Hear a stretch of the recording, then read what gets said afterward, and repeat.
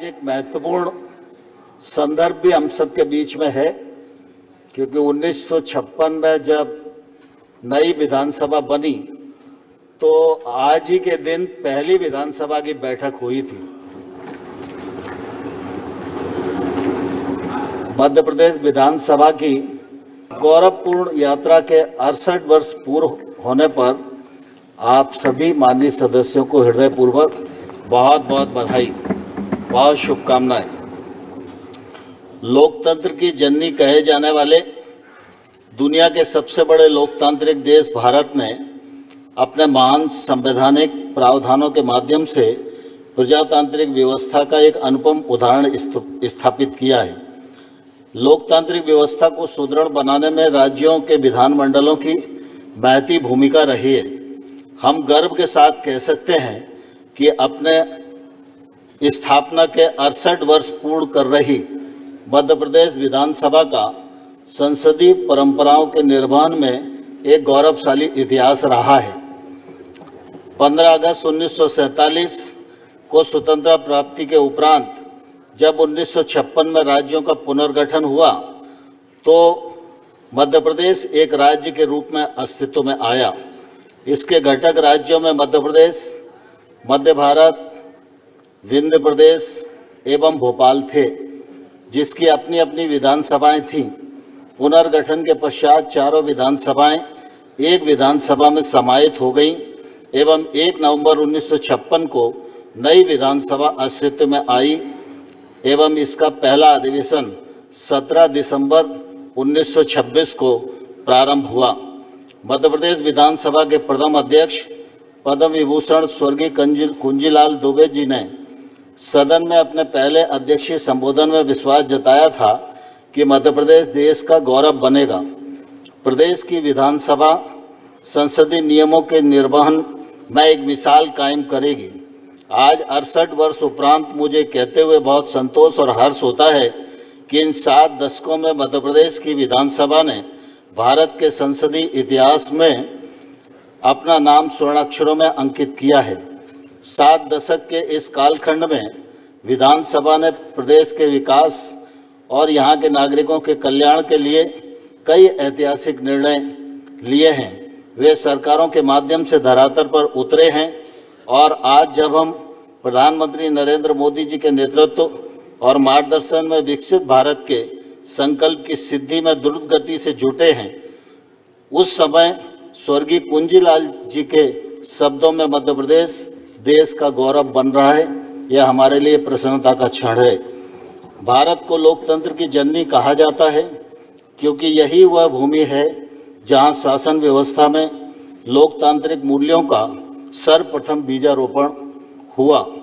ऋग्वेद और अथर्ववेद सबसे पुराने उपलब्ध पवित्र ग्रंथ में सभा, समिति, संसद जैसी भागीदारी वाली संस्थाओं का उल्लेख होता है, जिनमें अंतिम शब्द अभी प्रचलन में है, जो हमारी संसद को दर्शाता है। रामायण और महाभारत इस भूमि के महान महाकाव्य भी इस निर्णय लेने में लोगों को शामिल करने की बात करते हैं। अतएव यह साक्ष्य प्रमाणित तथ्य है कि भारत लोकतंत्र की जननी है। स्वतंत्रता के उपरांत एक सुदृढ़ संघीय किंतु विकेंद्रित लोकतांत्रिक व्यवस्था के आयामों में केंद्र एवं राज्यों की अपनी अपनी सुस्पष्ट भूमिका है। मध्य प्रदेश में विधानसभा ने संसदीय प्रक्रिया, नियमों, परंपराओं एवं सदन संचालन के माध्यम से प्रदेश को एक सुशासित, जन कल्याणकारी एवं विकासोन्मुखी राज्य बनाने में अपनी महती भूमिका का निर्वहन किया है। मध्य प्रदेश निर्माण के अब तक 15 विधानसभा कार्यकाल पूर्ण हो चुके हैं, 16वां जारी है। इस कालखंड में मध्य प्रदेश विधानसभा अपने यशस्वी अध्यक्षों, उपाध्यक्षों, मुख्यमंत्रियों, नेता प्रतिपक्ष, मंत्रियों और समिति सभापतियों, सम्मानित सदस्यों एवं विधानसभा सचिवालयीन अधिकारियों के अतुलनीय एवं असाधारण योगदान को सदैव के बल पर सदैव जन कल्याण एवं प्रदेश के विकास को समर्पित रही है। यह उल्लेखनीय है कि मध्य प्रदेश विधानसभा में अब तक 2600 से अधिक सदस्य रहे। 1 नवंबर 2000 को छत्तीसगढ़ राज्य के गठन के पूर्व अविभाजित मध्य प्रदेश विधानसभा में कुल सदस्यों की संख्या 320 थी। विभाजन के पश्चात यह संख्या 230 हो गई। इन 7 दशकों में यह सदन ऐतिहासिक क्षणों का साक्षी रहा है। विधेयकों के माध्यम से प्रदेश के विकास और जन कल्याण के कई निर्णय इसी सदन में हुए हैं। यहाँ प्रदेश हित में गंभीर संवाद हुआ है, पक्ष विपक्ष में सार्थक वाद विवाद हुआ है, तीखी नोक-झोंक भी हुई है, हास प्रयास के क्षण भी आए हैं और मध्य प्रदेश विधानसभा के लिए यह गर्व का विषय है। कुछ प्रसंगों को छोड़कर यहाँ सदस्यों ने हमेशा संसदीय मर्यादाओं का ही पालन किया है। मध्य प्रदेश विधानसभा में महिला शक्ति की भी सदैव महत्ता रही है। सदन में महिलाओं की पर्याप्त संख्या एवं महिला सदस्यों को अपनी बात रखने के लिए पर्याप्त समय एवं स्थान प्रदान किया जाता है। यह भी उल्लेखनीय तथ्य है कि मुख्यमंत्री के रूप में सुश्री उमा भारती एवं नेता प्रतिपक्ष के रूप में स्वर्गीय श्रीमती जमुना देवी जी ने महिला नेतृत्व को सदन में प्रबल किया है। वर्तमान में कुल 27 महिलाएं सदन की सदस्य हैं। विधानसभा में प्रत्येक सत्र में प्रति मंगलवार को प्रश्नकाल में महिलाओं एवं प्रथम बार निर्वाचित माननीय सदस्यों के प्रश्न लिए जाने का निर्णय किया गया। आज के दिन मंगलवार को भी प्रश्नकाल में हमारी 7 महिलाओं ने 7 तारांकित प्रश्न के जवाब सवाल किए। इसी सदन में मुख्यमंत्री लाडली लक्ष्मी योजना का सूत्रपात हुआ।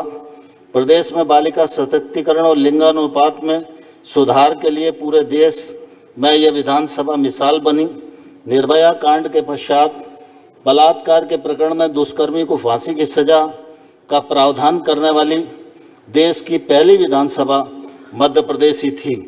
राष्ट्रीय शिक्षा नीति हो या देश में एक कर की भावना से परिपूर्ण जीएसटी हो, संसद के जनहित के हर निर्णय को प्रदेश में वैधानिक सहमति प्रदान करने में मध्य प्रदेश विधानसभा की भूमिका अग्रणी रही है। मध्य प्रदेश विधानसभा जन सरोकारों से जुड़ी रही है। यहाँ आवेदन एवं अभ्यावेदन का उल्लेख करना आवश्यक होगा।